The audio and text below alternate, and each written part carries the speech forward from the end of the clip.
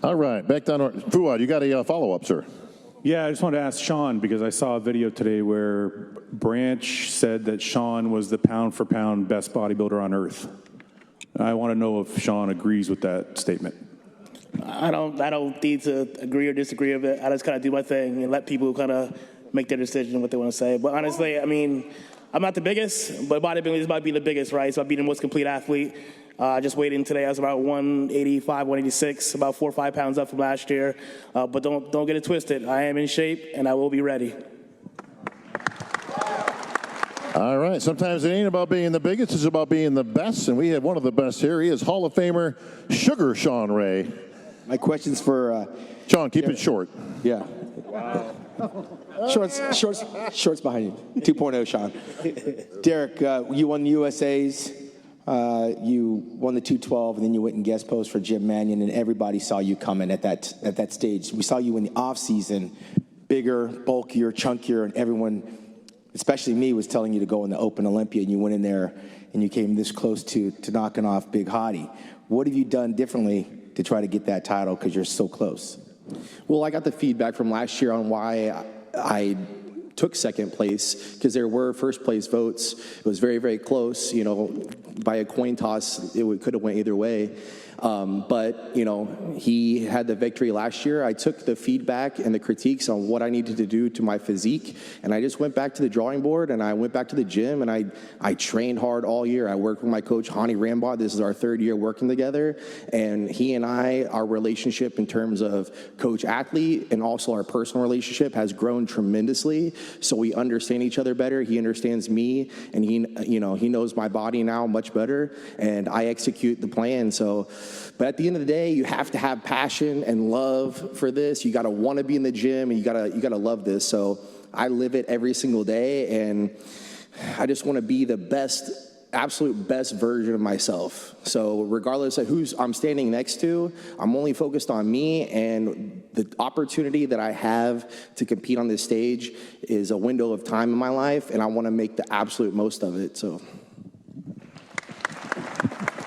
All right. 7-time Olympia champion, Phil Heath. Phil, I'm sure you got a whole myriad of questions, but you look like we got a couple empty spots up here, buddy, in case you want to.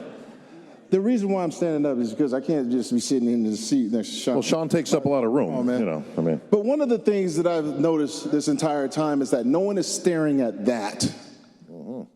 What you all need to do is stare at that. You, especially you and you need to be staring at this. If you're not staring at this, why are we here? Think about it. So when you're asked these questions and stuff, there's names on that damn title. Every person who has won the Open is on that title. History is made here. So I got a real question. Hottie, is anyone else's name going to be on there? Or is it just going to be your name going to stay on there?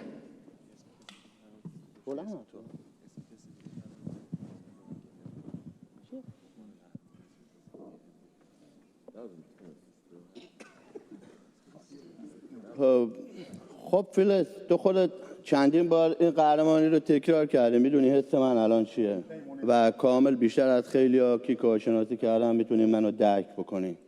خیلی از قهرمانان یه دوربین گرفتن برای یوتیوب رفتن تمرین کردن، ولی من امسال تمام وقتمو گذاشتم برای استاندو تمرین کردم و امسال تکرارش میکنم. Phyllis, you have done this before and you repeat this champion many times before, so you can understand my feeling. Maybe other people, they train and went and posted many videos on YouTube for YouTube, but I have been trained hard and try to improve myself, and I'll repeat it again for sure. And since I'm still here, got another question and it's going to transition. Chris Bumstead.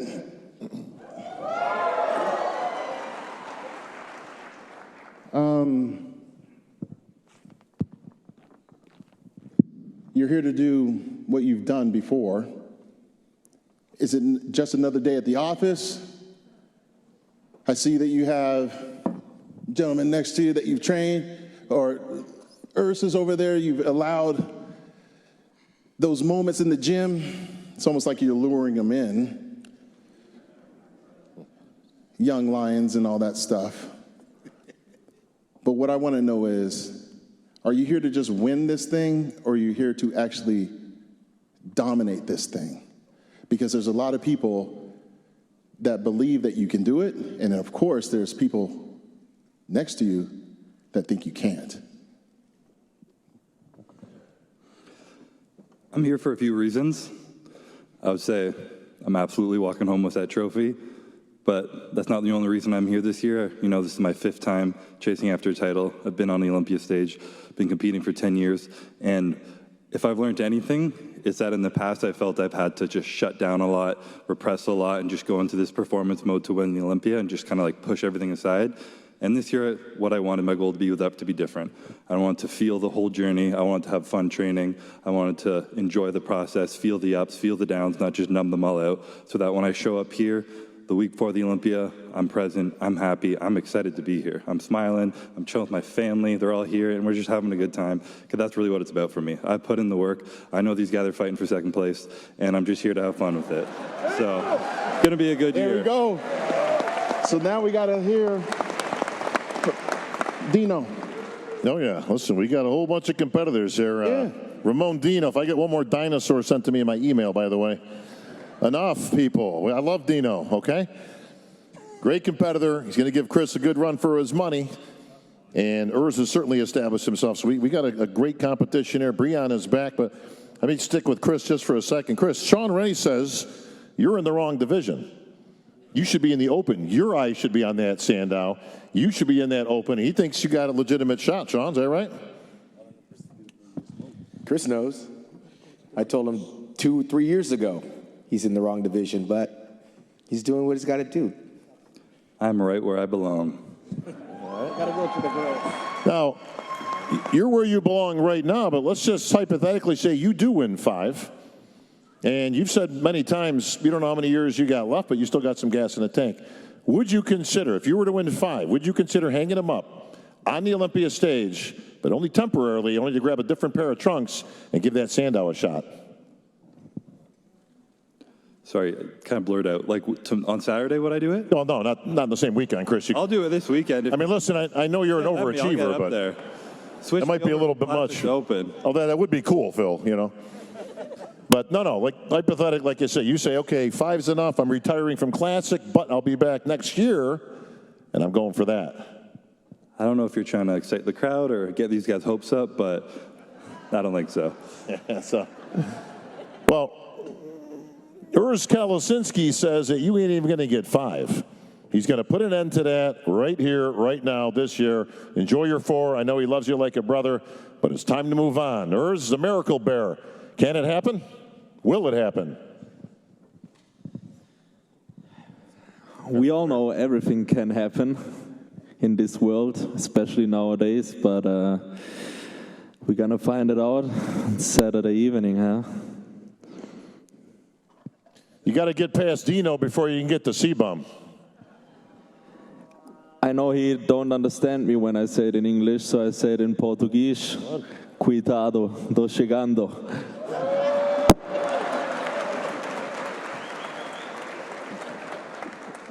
Fuad, I'm sure you got a whole bunch of follow-ups going through that head right now. No, actually, you asked the question I was going to ask. Is Urs said that he put on 15 pounds since his last attempt at beating Chris. And Chris says it's going to kind of be, it sounds like he's saying it's going to be a walk in the park. So I don't know, Urs, you trained with him. Did you see anything when you were training with him that gave you an idea that you could surpass him this year? Yeah, so definitely that he's getting older. So I knew I invested a lot the last year. I trained my ass off over there in cold-ass Germany in the bunker. And he has a great gym, sunny weather, so I knew I worked my ass off. No, but beside that, It's always good to train with those other competitors. That's always the reason why I fly in the US a bit earlier. Meet those guys. I also came over to Brazil and trained with Ramon. So I think it's good to push each other in a certain way, and also don't forget the fun. And it's also funny at this level of bodybuilding, trust me. So it's a great sport, a great lifestyle, and everybody should join it and follow it. All right, thank yours. Tarek El Guindy, you catch more flack than anybody being from Brazil. Ramon Dino's a superstar over there. Ramon is a superstar in Brazil. I'm going to ask this question real quick in Portuguese, and then I'll translate. When he responds, I'll translate really quick to the audience. Ramon, você é ídolo no Brasil, mas o povo brasileiro talvez fala que você não está pousando tão agressivo, que você escondeu o shape durante a sua preparação. O que você acha disso? I asked him, he's a hero in Brazil, but a lot of people are being critical that he didn't show any pictures and that he maybe doesn't pose as aggressively. What does he have to say about this? Então, isso foi simplesmente não te chama nem de estratégia, mas uma coisa que eu quis fazer mesmo, esconder mesmo, e mostrar ou não vai fazer diferença alguma, que o que importa é o que a gente apresenta no final, e o que vai surpreender eles no final é o que eu fiz o ano todo, entendeu? Tá escondidinho aqui para eles. He said, it doesn't matter what the pictures show. It's not a strategy. I'm only concerned about what I'm going to show on stage. All right. Thank you, Ramon. Yeah, a lot of people saying Breon Ansley, who's on the stage here today, should be on the Olympia stage, but a lot of people thought he was going to be sitting over here with these two guys. Yeah, I wanted to ask Breon, because there was a little confusion getting ready for the Olympia. Originally, it was going to go into the 212, and then switched up at the last minute. I call it the last minute because it was pretty recent, that you wanted to go back and try to recapture this very elusive title in the classic division. Any second thoughts on that? Because I thought the 212 might be like the next natural step for you to take, but you decided to stay here. Absolutely, there's no second thoughts on this decision to come back and get the title in classic. Very confident in the extra pounds that were given to the division. And, I believe with my physique, I can display that the best and showcase. And I have to say, Chris, you were a great champion, man. But now it's time for me to get the third one this Saturday. Bob, I have a question, because a lot of these guys, there seem to be fans of Chris Bumstead. You know, they make heart signs to Chris Bumstead. They invite Chris Bumstead to dinner. But Breon is the guy that actually challenges Chris Bumstead. Breon, is this the year that you're going to teach some of these young guys to finally challenge Chris Bumstead? Teach some of the young guys to challenge Chris Bumstead? Correct. Yeah, I mean, I think this is a competition, and we're not up here to be friends. We're especially on this stage. We're up here to take each other's heads off. We train hard. This is the hardest sport in the world, and we are the toughest people because of it. And when we get on this stage, it is not time to love each other at all. It is time for battle. That's it. Well, Breon, despite the training, and I've seen your videos, it might be the best I've seen you look in some years. Fantastic. But you got to meet the stash, man. The mustache is everything. That's what C-Bum's all about. Look at Ramon Dino got it. Look at, he's got the beard going. Did everything? Urs is going to grow a mustache before Saturday. So, what happened, man? I thought you were going full C-Bum. No, I'll take my mustache up here. Oh, okay. Yeah. I'll grow it up here. But no, I think, we all have our different identities, our different looks.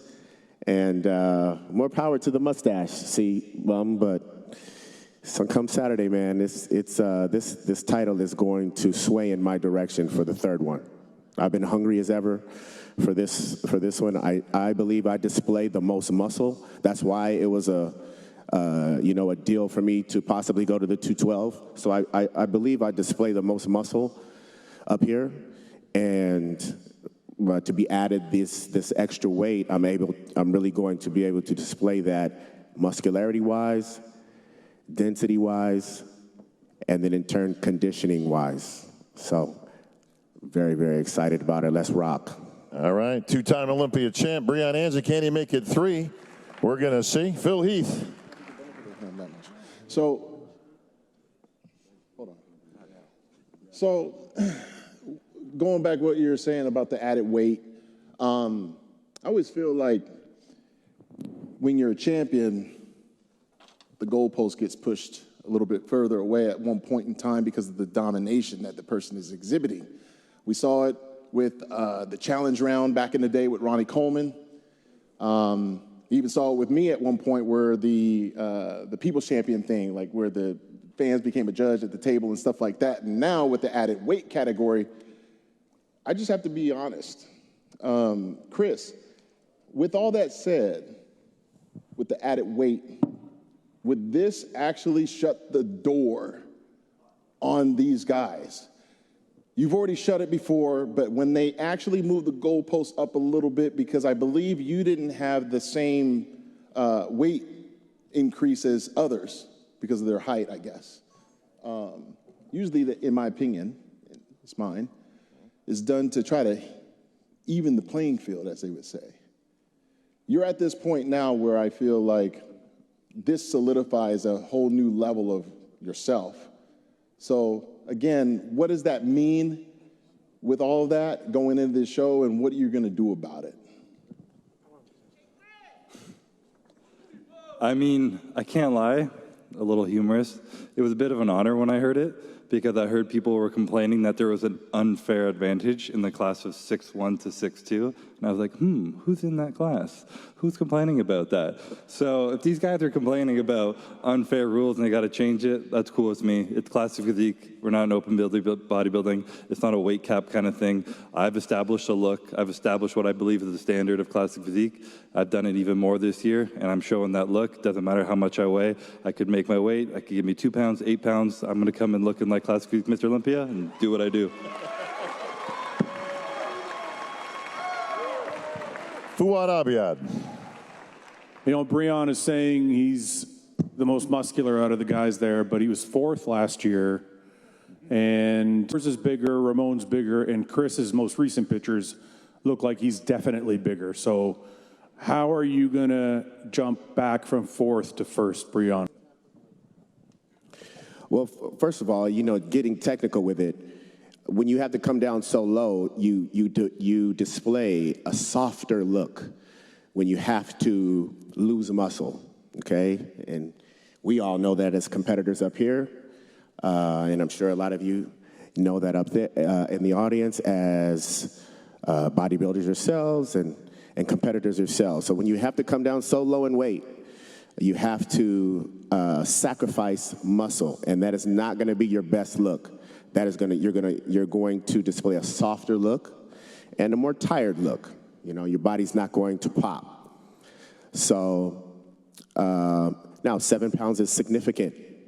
Okay, it's significant, and I may have had to still lose a fiber or 2 of muscle, but in the significance still, not as much.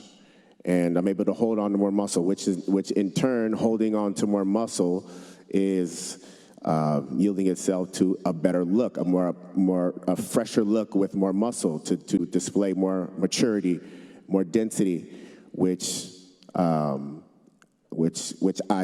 it is one of my strong suits, for sure. More maturity, more density.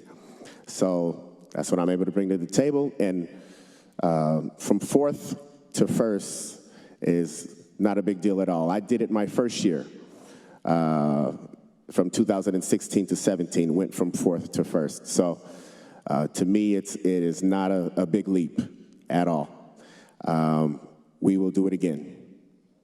Well, you got to get past 2 and 3, and that's the Dinosaurs and the Bears. So good luck with that.